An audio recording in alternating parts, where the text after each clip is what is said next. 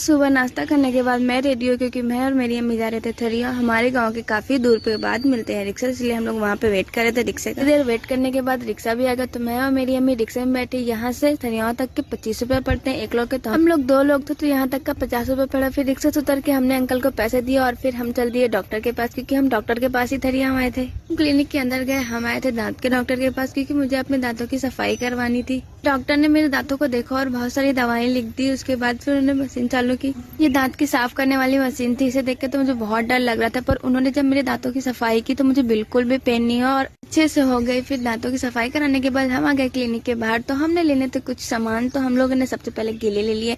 केले का रेट था 50 रुपए दर्जन। केला लेने के बाद हम आ गए परचून की दुकान, क्योंकि हमको वहाँ से भी कुछ सामान लेना था। वहाँ से लेने के बाद हमने उन्हें पैसे दिए। वहाँ से निकलने के बाद हम गए कॉस्मेटिक की दुकान, तो मुझे लेने थे कान के इयरिंग्स, पर मैंने इतने सारे कान के इयरिंग देखे, मुझे कुछ खास नहीं लगे। इतने सारे इयरिंग देखने के बाद में मुझे कुछ पसंद